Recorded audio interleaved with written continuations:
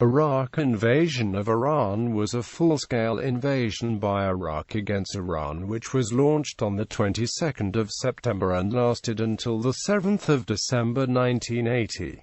Finally, Iranian resistance led to stall of Iraq's invasion. However, Iraq could capture more than 15,000 square kilometers of Iran's territory. Iraq took a defensive position since then. This invasion led to 8 years' war between Iran and Iraq. On the 17th of September, Saddam Hussein announced that Iraq abrogates the 1975 Algiers Agreement and declares it will exercise full sovereignty over the Shatt al-Arab to restore the legal position of it to the pre-1975 status. On the 22nd of September, Iraqi aircraft bombarded 10 airfields in Iran to destroy the Iranian Air Force on the ground. While this attack failed, the next day Iraqi forces crossed the border in strength and advanced into Iran in 3 simultaneous thrusts along a front of some 400 miles. Of Iraq's 6 divisions that were invading by ground, 4 were sent to Khuzestan, which was located near the border's southern end, to cut off the Shatt al-Arab from the rest of Iran and to establish a territorial security zone. The invasion's purpose, according to Saddam, was to blunt the edge of Khomeini's movement and to thwart his attempts to export his Islamic revolution to Iraq and the Persian Gulf states. Saddam hoped that by annexing Khuzestan, he would send such a blow to Iran's prestige that it would lead to the new government's downfall, or, at the very least, end Iran's calls for his overthrow. He also wanted to elaborate his standing in the Arab world and among Arab countries. Saddam expected the local Arabs of Khuzestan to rise against the Islamic government. However, these objectives failed to materialize, and the local Iranian Arabs fought alongside Iranian forces. Iraq's purpose. Saddam's primary interest in war may have also stemmed from his desire to right the supposed wrong of the Algiers Agreement. In addition to finally achieving his desire of annexing Khuzestan and becoming the regional superpower, Saddam's goal was to replace Egypt as the leader of the Arab world and to achieve hegemony over the Persian Gulf. He saw Iran's increased weakness due to revolution, sanctions, and international isolation. Saddam had invested heavily in Iraq's military since his defeat against Iran in 1975, buying large amounts of weaponry from the Soviet Union and France. By 1980, Iraq possessed 200,000 soldiers, 2,000 tanks and 450 aircraft. Watching the powerful Iranian army that frustrated him in 1974–1975 disintegrate, he saw an opportunity to attack, using the threat of Islamic revolution as a pretext. A successful invasion of Iran would enlarge Iraq's petroleum reserves and make Iraq the region's dominant power. With Iran engulfed in chaos, an opportunity for Iraq to annex the oil-rich Khuzestan province materialized. In addition, Khuzestan's large ethnic Arab population would allow Saddam to pose as a liberator for Arabs from Persian rule. Fellow Gulf states such as Saudi Arabia and Kuwait encouraged Iraq to attack, as they feared that an Islamic revolution would take place within their own borders. Certain Iranian exiles also helped convince Saddam that if he invaded, the fledgling Islamic Republic would quickly collapse. The invasion's purpose, according to Saddam, was to blunt the edge of Khomeini's movement and to thwart his attempts to export his Islamic revolution to Iraq and the Persian Gulf states. Saddam hoped that by annexing Khuzestan, he would send such a blow to Iran's prestige that it would lead to the new government's downfall, or, at the very least, end Iran's calls for his overthrow. According to former Iraqi General Ra'ad al-Hamdani, the Iraqis believed that in addition to the Arab revolts, the Revolutionary Guards would be drawn out of Tehran, leading to a counter-revolution in Iran that would cause Khomeini's government to collapse and thus ensure Iraqi victory. However, rather than turning against the revolutionary government as experts had predicted, Iran's people rallied in support of the country and put up a stiff resistance. Prelude. In 1979–80, Iraq was the beneficiary of an oil boom that saw it take in $33 billion, which allowed the government to go on a spending spree on both civilian and military projects. On several occasions, Saddam alluded to the Islamic conquest of Iran in promoting his position against Iran. For example, on the 2nd of April 1980, half a year before the war's outbreak, in a visit to Baghdad's Al-Mustanziriya University, he drew parallels to Persia's defeat at the 7th century Battle of Al-Qadisiyah. "In your name, brothers, and on behalf of the Iraqis and Arabs everywhere, we tell those Persian cowards and dwarfs who try to avenge Al-Qadisiyah that the spirit of Al-Qadisiyah as well as the blood and honor of the people of Al-Qadisiyah who carried the message on the spearheads are greater than their attempts." In 1979–1980, anti-Ba'ath riots arose in the Iraq's Shia areas by groups who were working toward an Islamic revolution in the country. Saddam and his deputies believed that the riots had been inspired by the Iranian Revolution and instigated by Iran's government. On the 10th of March 1980, when Iraq declared Iran's ambassador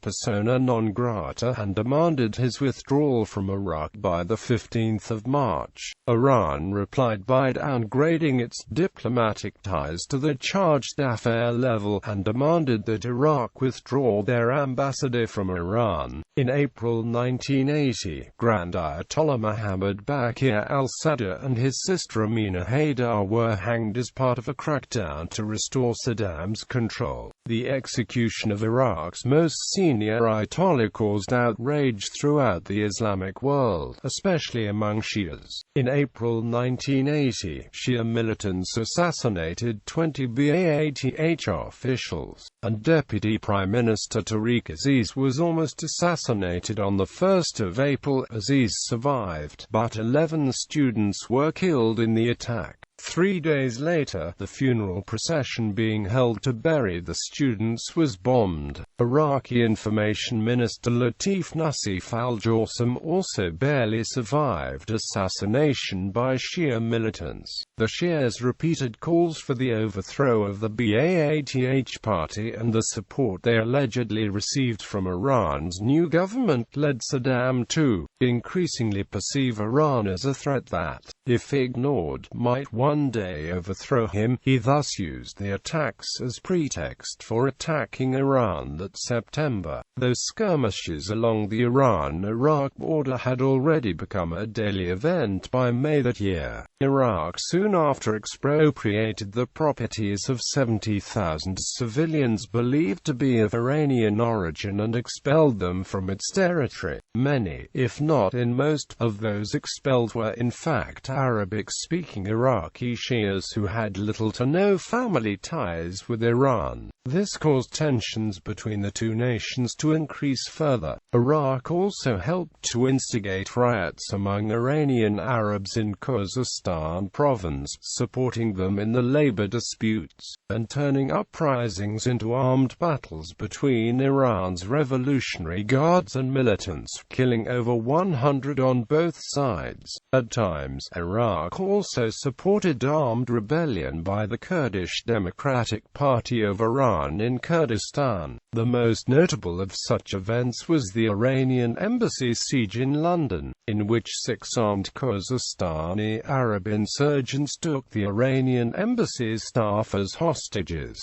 resulting in an armed siege that was finally ended by Britain's Special Air Service. According to former Iraqi General Raad al-Hamdani, the Iraqis believed that in addition to the Arab revolts, the Revolutionary Guards would be drawn out of Tehran, leading to a counter-revolution in Iran that would cause Khomeini's government to collapse and thus ensure Iraqi victory. However, rather than turning against the revolutionary government as experts had predicted, Iran's people rallied in support of the country and put up a stiff resistance.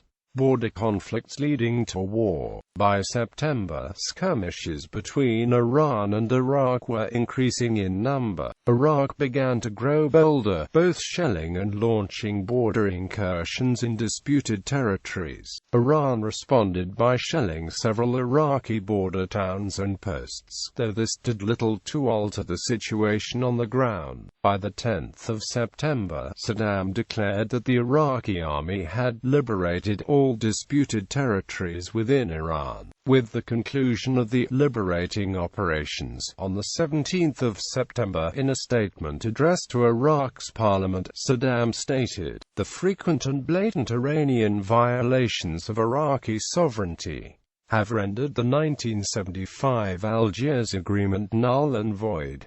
This river must have its Iraqi Arab identity restored as it was throughout history in name and in reality, with all the disposal rights emanating from full sovereignty over the river. We in no way wish to launch war against Iran." Despite Saddam's claim that Iraq did not want war with Iran, the next day his forces proceeded to attack Iranian border posts in preparation for the planned invasion. Iraq's 7th Mechanized and 4th Infantry Divisions attacked the Iranian border posts leading to the cities of Faqqa and Bostan, opening the route for future armored thrusts into Iran. Weakened by internal chaos, Iran was unable to repel the attacks, which in turn led to Iraq becoming more confident in its military edge over Iran and prompting them to believe in a quick victory. Operation Air Attack. Iraq launched a full-scale invasion of Iran on the 22nd of September 1980.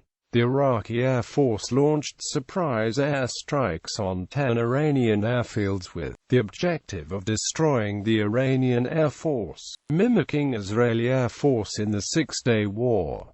The attack failed to damage Iranian Air Force significantly. It damaged some of Iran's airbase infrastructure, but failed to destroy a significant number of aircraft. The Iraqi Air Force was only able to strike in depth with a few MiG-23 BN-222 and Su-20 aircraft. 3 MiG-23s managed to attack Tehran, striking its airport, but destroyed only a few aircraft. Ground invasion. The next day, Iraq launched a ground invasion along a front measuring 644 kilometers in 3 simultaneous attacks. Of Iraq's 6 divisions that were invading by ground, 4 were sent to Khuzestan, which was located near the border's southern end, to cut off the Shat al-Arab from the rest of Iran and to establish a territorial security zone. The other 2 divisions invaded across the northern and central part of the border to prevent an Iranian counterattack. Northern Front. On the Northern Front, the Iraqis attempted to establish a strong defensive position opposite Sulaymaniyah to protect the Iraqi Kirkuk oil complex. Central Front. On the Central Front, the Iraqis occupied Moran, advanced towards the foothills of the Zagros Mountains, and were able to block the traditional Tehran-Baghdad invasion route by securing territory forward of Qasr-Ishir in Iran. Southern confront two of the 4 Iraqi divisions which invaded Khuzestan, one mechanized and one armored, operated near the southern end and began a siege of the strategically important port cities of Abidan and Khorramshahr. The other 2 divisions, both armored, secured the territory bounded by the cities of Khorramshahr, Ahvaz, Susangad, and Muzian. Iraqi hopes of an uprising by the ethnic Arabs of Khuzestan failed to materialize, as most of the ethnic Arabs remained loyal to Iran. The Iraqi troops advancing into Iran in 1980 were described by Patrick Brogan as badly led and lacking in offensive spirit. The first known chemical weapons attack by Iraq on Iran probably took place during the fighting around Susangad. First Battle of Khorramshahr on the 22nd of September. A prolonged battle began in the city of Khorramshahr, eventually leaving 7,000 dead on each side. Reflecting the bloody nature of the struggle, Iranians came to call Khorramshahr City of Blood. The battle began with Iraqi air raids against key points and mechanized divisions advancing on the city in a crescent-like formation. They were slowed by Iranian air attacks and Revolutionary Guard troops with recoilless rifles, rocket-propelled grenades, and Molotov cocktails. The Iranians flooded the marsh areas around the city, forcing the Iraqis to traverse through narrow strips of land. Iraqi tanks launched attacks with no infantry support, and many tanks were lost to Iranian anti-tank teams. However, by the 30th of September, the Iraqis had managed to clear the Iranians from the outskirts of the city. The next day, the Iraqis launched infantry and armored attacks into the city. After heavy house-to-house fighting, the Iraqis were repelled. On the 14th of October, the Iraqis launched a second offensive. The Iranians launched a controlled withdrawal from the city, street by street. By the 24th of October, most of the city was captured, and the Iranians evacuated across the Karen River. Some partisans remained, and fighting continued until the 10th of November. Iran's defense and counter-attack. Though the Iraqi air invasion surprised the Iranians, the Iranian Air Force retaliated with an attack against Iraqi military bases and infrastructure in Operation Command 99. Groups of F-4 Phantom and F-5 Tiger fighter jets attacked targets throughout Iraq, such as oil facilities, dams, petrochemical plants, and oil refineries, and included Mosul Air Base, Baghdad, and the Kirkuk oil refinery. Iraq was taken by surprise at the strength of the retaliation, as Iran took few losses while the Iraqis took heavy defeats and economic disruption. The Iranian force of R-1 Cobra helicopter gunships began attacks on the advancing Iraqi divisions.